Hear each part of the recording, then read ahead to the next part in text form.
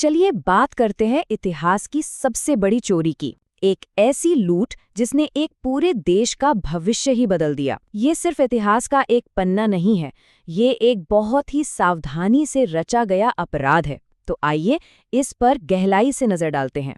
45 trillion dollars. जरा इस number को देखिए, इसको ठीक से समझने के लिए सोचिए। ये आज के यूनाइटेड किंगडम की जो पूरी जीडीपी है ना, उसका 17 गुना है। 17 गुना। ये कोई छोटी मोटी चोरी नहीं थी, ये तो मतलब एक पूरे देश को अंदर से खोखला कर देने वाली बात थी। अब कई लोग सोचते होंगे कि भाई 80 साल हो गए, अब इस पुरानी बात का क्या फायदा। पर बात इतनी सीधी नहीं है। ये कोई हादसा नहीं था, ये एक सोची समझी एकदम सिस्टमैटिक लूट थी। और इसका असर आप मानिए या न मानिए आज भी हमारी इकोनॉमी और सोसाइटी पर दिखता है। जब तक हम ये नहीं समझेंगे कि हमें पीछे कैसे धकेला गया, हम पूरी तरह से आगे कैसे बढ़ पाएंगे। तो इस अपराध की कहानी को समझने के लिए सबसे पहले विक्टिम को जानना जरूरी है। और यहाँ विक्टिम कोई कमजोर बेचारा देश नहीं था। ब्रिटिशर्स के आने से पहले भारत एक पावर हाउस था, एक रिच इंडस्ट्रियल नेशन जिसे दुनिया का कारखाना कहा जाता था। देखिए, इतिहासकार जेटी संडरलैंड्स ने क्या लिखा है।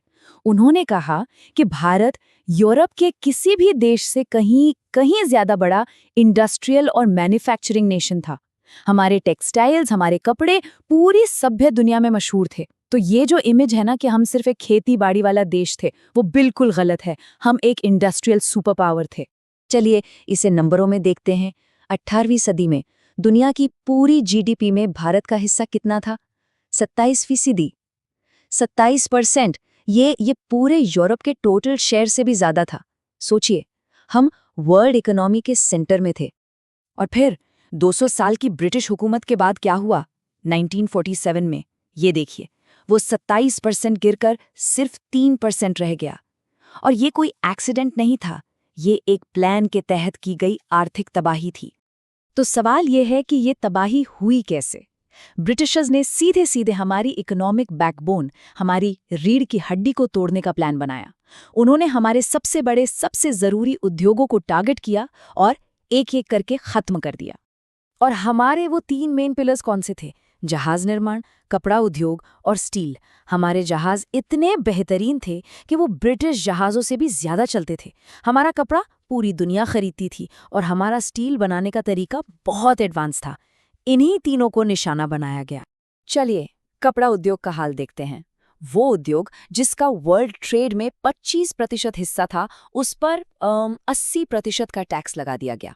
सोचिए, 80%। हमें मजबूर किया गया कि हम फिनिश्ड गुड्स ना बेचें, बल्कि कच्चा कपास ब्रिटेन भेजें ताकि उनकी मिलें चल सकें।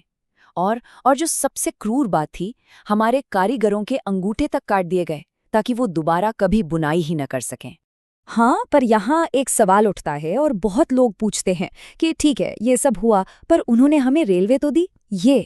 ये शायद कॉलोनियलिज्म के हक में दिया जाने वाला सबसे बड़ा आर्गुमेंट है। पर क्या ये सच में एक तोहफा था?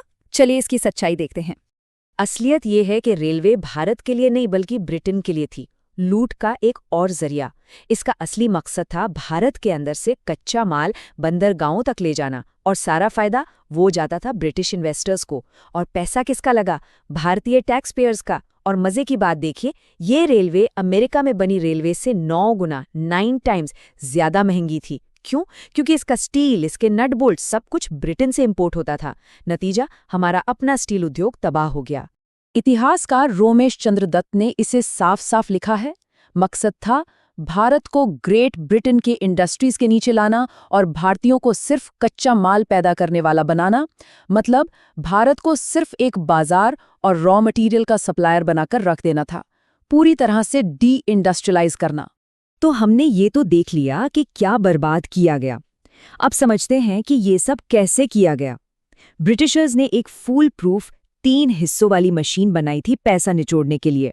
ये सिस्टम बड़ा सिंपल था। स्टेप 1, किसानों पर 50 से 80% का जबरदस्त टैक्स लगा दो। स्टेप 2, टोटल मोनोपोली, मतलब ब्रिटिश भारतीय लोगों से टैक्स में वसूले गए पैसे से ही भारतीय सामान खरीदते थे। इसका मतलब क्या हुआ? ब्रिटेन का खुद का पैसा तो कभी भारत आया ही नहीं।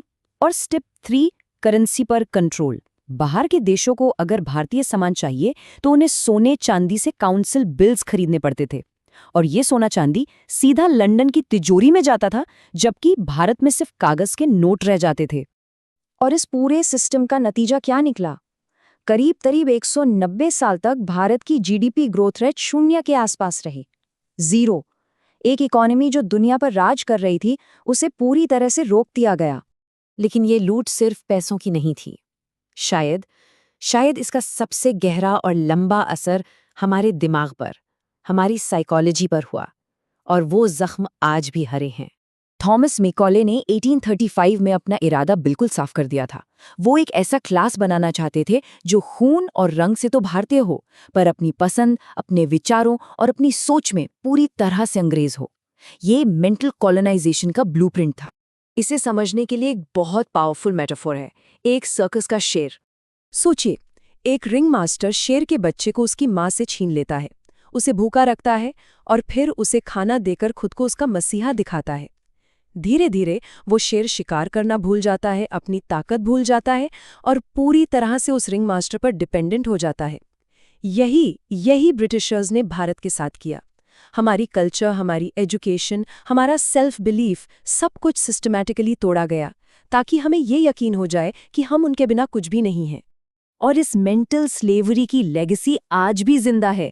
देखिए, हमारे ही योग निद्रा और प्राणायाम को वेस्ट में नॉन स्लीप डीप रेस्ट जैसे फैंसी नामों से रीपैकेज करके बेचा जा रहा है।